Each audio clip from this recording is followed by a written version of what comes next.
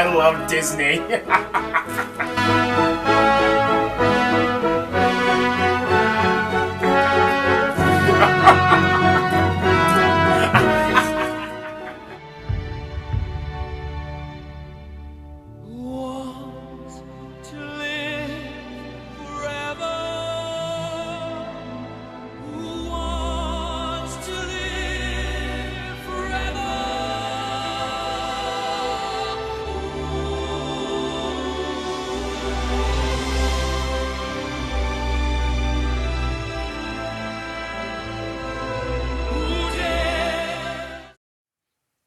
It's Valentine's Day!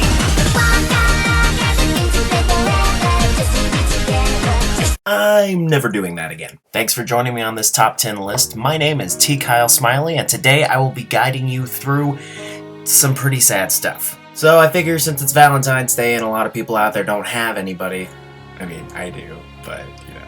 I figure I'd cater to them for once and say, you know what? You want to be sad on Valentine's Day? Let me help. I've compiled a list of not 9, not 10, not 11, it's 14. I made 14. The top 14 saddest animated moments in animated history. Dodge, duck, dip, dive, and dodge.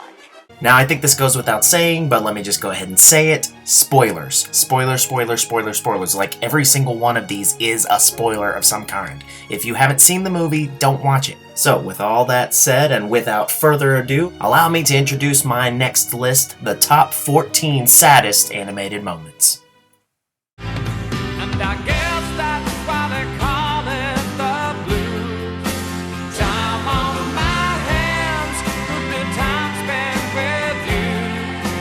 Laughing like children, living like lovers, rolling like thunder under the covers. And I guess that's why they call it the blues. Remember Lilo and Stitch? Remember when Stitch is trying to be a gentleman, so he dresses up like Elvis and starts playing ukulele for all the hot babes on the beach? Remember when the aliens are playing hot potato with each other with the gun and it's about to explode? Remember that one part that made you want to kill yourself? Oh yeah, I forgot about that part.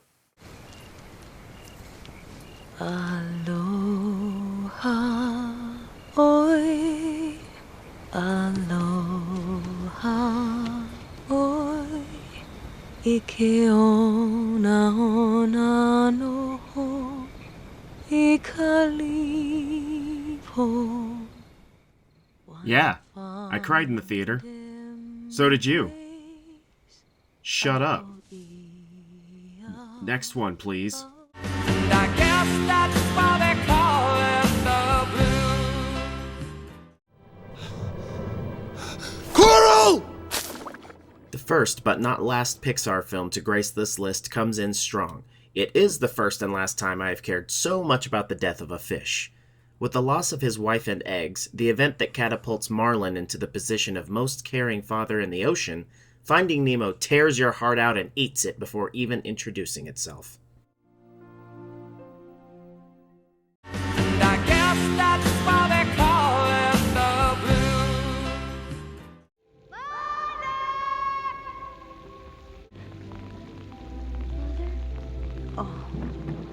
Please get up. I know what you're thinking. 2 dead mothers in a row? Come on, Kyle. Yeah, well, get used to it. This is easily the most common 90s technique to make a child cry. Fact of the matter is, this would probably be much higher on other people's lists, but I personally haven't experienced the death of a close relative at a time in my life when I couldn't handle it, much less the death of a parent, much less the death of my dear sweet mother. Similar to a later spot on this list, the power of this moment is not as ingrained in my psyche as other moments. Maybe because I had no personal emotional connection with the maternal dino. She's in there for what, like 5 minutes before Don Bluth Tyrannosaurus Rex earthquake falls her to death? But still good enough for number 12. And I guess that's why they call it the blues.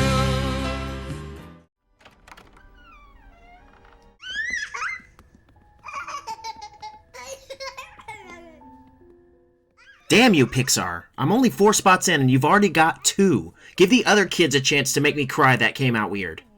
Boo's adventure between worlds in Monsters, Inc. comes to an end when Sully is finally forced to admit that he's kidnapped a child for several days, even though her parents are obviously not worried about her disappearance whatsoever. And so we are treated to one of the most touching goodbyes in animation history. You mean I can't see her again? That's the way it has to be. While the scene as a whole is absolutely heart-shattering, I don't think I've ever quite made it through these lines. Kitty. Kitty has to go. I just can't ever make it through that part. Don't go to the closet. He's not in the closet anymore. He left. No, he's gone. It's just a closet. Kitty. And I guess that's why they call it the blues. Oh no.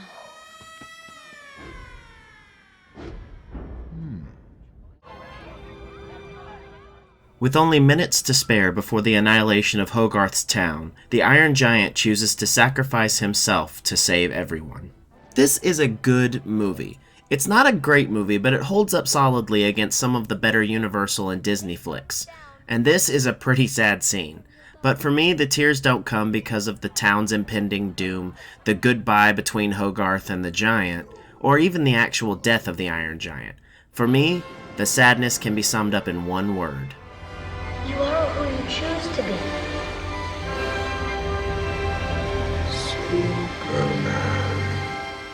That's it. I couldn't describe it when I was younger, but I think I get it now. The Giant is still a kid. He's only just learned how to speak, and he has a slow learning curve that suggests his mind's age is somewhere between 3 and 5, at least in terms of the amount of experience he conveys. So when he says this line, referencing Hogarth's comparison of himself to his comics, it's a realization that he can be the hero that his friend and mentor made him believe he could be. And when I hear this line, it's the realization that I'm essentially watching a 5-year-old throw themselves into a nuke. Whew, heavy. And I guess that's why they call it the blues.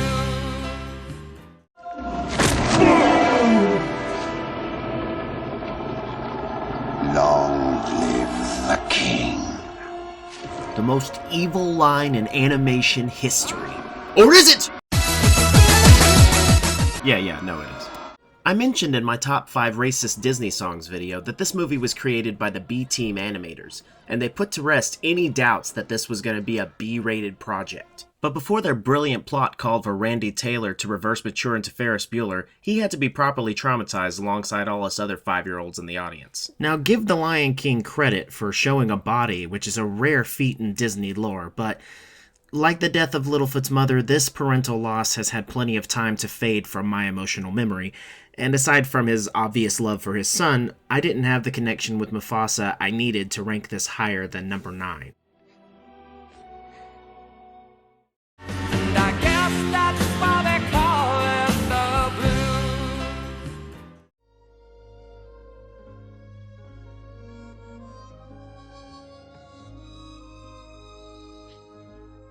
I almost forgot to put this scene on the list. Honestly, I was avoiding 80s Disney films for reasons. Nonetheless, this is a moment deserving commemoration. Widow Tweed is forced to give up Todd the Fox, voiced by Jeanette Nolan and Mickey Rooney respectively, after Todd inadvertently leads Amos's dog Chief in front of a speeding train. The widow, heartbroken but determined, drives Todd into a game preserve for his protection, speaking lyrics to a beautiful song with one of the most heartfelt series of expressions ever put to animation. We met, it seems, such a short time ago. You looked at me, needing me so. She speaks these lines in her head, of course, but you might be wondering, What does the fox say? nothing! Nothing. And that's the point. The saddest scenes are the ones that express emotions that come across in the most genuine way possible. And while I have nothing against Mickey Rooney's performance, this scene works so well because Todd obviously doesn't know what's going on, where they're going, why she's taking his collar, why the widow is so upset, but worst of all has no means of expressing any of these feelings to the person he cares about most in the world. He even obeys her final command to stay put, sadly confused, but proving his loyalty to the end of their friendship. It's one of the saddest separations in Disney animation. And I guess that's why they call it the blues. Now it's always once upon a time in New York City. Hitting the middle of the list is the intro from Oliver and Company, complete with the song written and sung by the man himself, Huey Lewis. The late 80s and very early 90s weren't kind to Disney, and a lot of moviegoers had a bad taste in their mouth, so it seems like this one gets skipped over a lot. Yeah, I know, maybe Huey Lewis isn't that sad, but I mean, come on, what were you expecting exactly? In the arms of the angel. Oh yeah, I forgot about her. All the same, this childhood favorite of mine that introduces the orphan Oliver always made me bawl. And to tell you the truth, it makes me tear up now too. Don't like it being so high on this list? Well, maybe you're right. But I've got a real soft spot for abandoned animals, and in the end I gotta go with my gut. Oh, and did I mention Huey Lewis? His song absolutely makes this scene. Keep your dream alive. Dreaming is still how the strong survive. Once upon a time in New York City. This song has a hopeful, uplifting beat as opposed to the pretty but dreary piano music like Sarah McLachlan. It's as if Huey is like rooting Oliver on, telling him he may be down, but things will always look up. But the undertone of fear and loneliness and anxiety are always... it just yanked at a heartstring to this day I don't really understand, but it is strong enough to put this halfway up the countdown. And it's always once upon a time in New York City. And I guess that's why they call it the blues. Alright kiddies, this is it. This is where the shit really hits the fan. From here on out, if you're not crying, you're not a people. So, who's our first real contender on this list? I mean, duh, Sarah McLachlan. When somebody loved me, everything was beautiful. But this time it's not puppies she's ramming down the lump in your throat. Now it's the tale of Jessie the cowgirl and the child who loved her, grew out of her, and who eventually donated her to charity. At the exact same spot they used to play at when she was a girl. Kind of like ringing out a lemon on a backstab wound. Now let's be honest here, McLachlan was kind of a ringer when it came to this situation since her voice is so beautiful and her singing can tear your heart out and wear it like a hat. But not even Sarah could take the top Toy Story spot. That honor goes to number 5. And I guess that's why they call it the blues. Okay, no talking. Let's just try to get through this.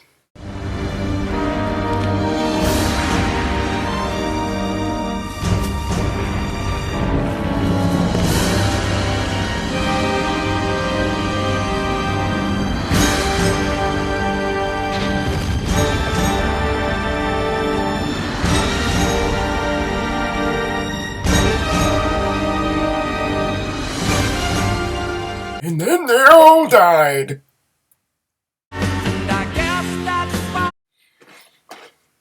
What? Seriously, they all died. And I guess that's why they call it the blues. It takes forever. I will wait for you. Ha ha ha! I never said these were all film moments, now did I? Did I say no purple dragons? Did I? Okay, maybe it's cheating, and maybe by introducing it I'm opening up a wave of sad TV moments that I missed, but come on! After Fry desperately tries to retrieve his fossilized dog from 1999 and revive him, he's finally on the verge of seeing his dream reunion come true. But the revelation that the canine Seymour was actually 15 when he died, 12 years after Fry was actually frozen, forces him to accept his loss. He destroys the machine and finally admits, I'll never forget him. But he forgot me a long, long time ago. And then, with the beautiful background assistance of Connie Francis, our preconceptions of Matt Groening melt away, leaving us crying into our dog's fur as we nuzzle them and say, "Don't ever leave me!" Thousand summers And I guess that's why they call it the blues.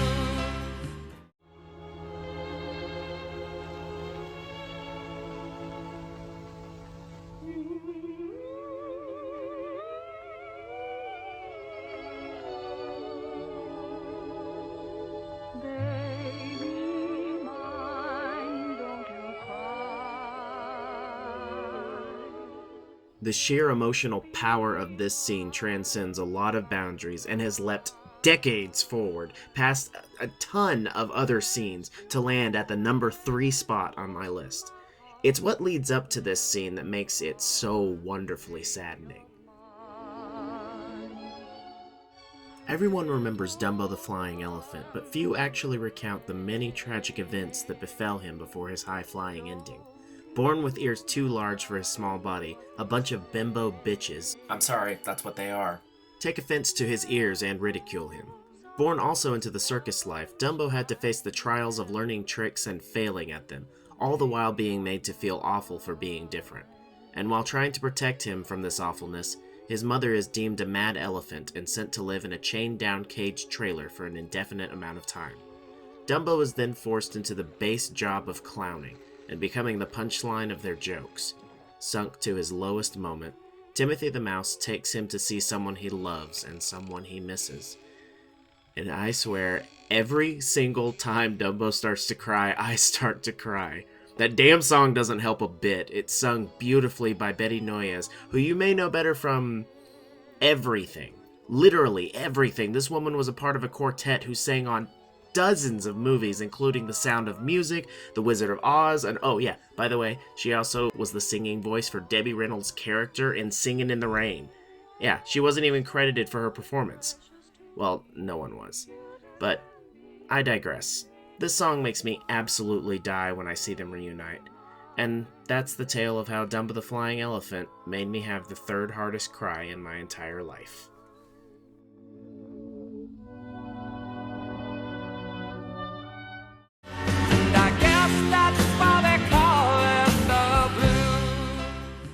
So here's another good way to get yourself into a mess of internet trouble. Mentioning one anime as the sole contender of its genre on a ranked animation list. I was a fair-weather anime fan when I was younger. I was into Dragon Ball Z, Cowboy Bebop, Trigun, but I really preferred focusing on anime films. Same thing TV versus movies. It's a lot easier to try to keep up with one movie that's 2 hours long versus an entire series, so that's why I preferred watching films. And there were a ton of great ones. Akira, Ghost in the Shell, Metropolis, everything by Hayao Miyazaki. But there is one movie I have never forgotten and never forgiven.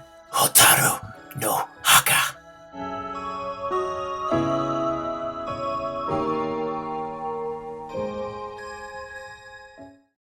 The whole movie is a kick in the heart balls. It reels you into an almost Grecian tragedy, complete with the tragic ending up front. And like those Greek tragedies, it proved that it doesn't matter if you know how it ends, it will still draw you into its pathos and suck you dry. The story revolves around Seita, a young man of about 14 who is tasked with watching over his precocious but sweet 5-year-old sister Setsuko, after a firebombing in their village leaves his mother badly burned and dying. The task seems somewhat daunting, but with the help of a distant aunt, they find shelter and food. However, tension rises between Seita and his aunt, and in a youthful move of pride, the siblings pack up to live in a bomb shelter together. Things go from bad to worse, and eventually Setsuko dies. Boy, that escalated quickly. Again, these facts are revealed at the beginning of the film, but this very brief synopsis isn't telling in any way of how moving the journey truly is. Director Isao Takahata made a point to repeat that this was not a film about war. There are so many themes that resonate. I discover something new about this tragic tale every single time I watch it. There is no shortage of waterworks, but the worst of the worst may very well be Setsuko's dying words, made them more poignant because Seita doesn't know that these are her dying words and leaves her alone to drift into the deep sleep. If you haven't seen this film and you want to cry like your eye faucets are broken, give Grave of the Fireflies the chance to impress you.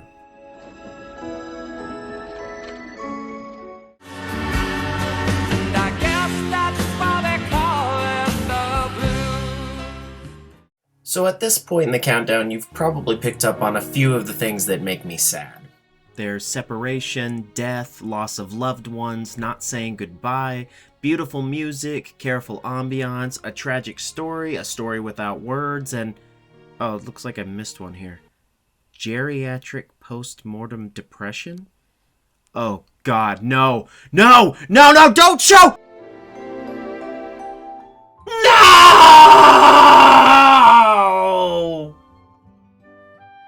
Well, here it is. The mother of all sadness. Carl and Ellie's entire love story from childhood to old age is mapped out in a series of gorgeous, wordless vignettes. They attempt to have children, but discover that Ellie is barren. To ease this pain, Carl reminds her of their childhood dream to visit Peru. They try saving money for the trip, but always end up spending it on emergencies. Fast forward to the golden years when Carl is reminded of the trip once more. He plans to surprise Ellie with tickets to South America, but as fate would have it, Ellie falls ill and dies before the two can share the adventure. And now we must behold the empty shell of a man who looks like he has nothing to live for. I can't stand seeing sad old people, but this was a low blow even for you, Pixar. The music is cued fantastically, the love story is adorable and wonderful, but most importantly, I discovered this woman's entire life story without words in less than 3 minutes. Without a doubt, this is the saddest animated moment through which I have had the pleasure to cry. Well, there you have it. The top 14 saddest animated moments according to me. Now, if you disagree with any of these, you think I left something out, you think something should have been in a different place, please feel free to leave a comment, leave a like if you liked the video, and subscribe. And that'd be just be dandy. So thank you from Like My Style Productions. This is Smiley. See you next video. If it takes forever, I will wait for you for 1,000 summers. I will wait for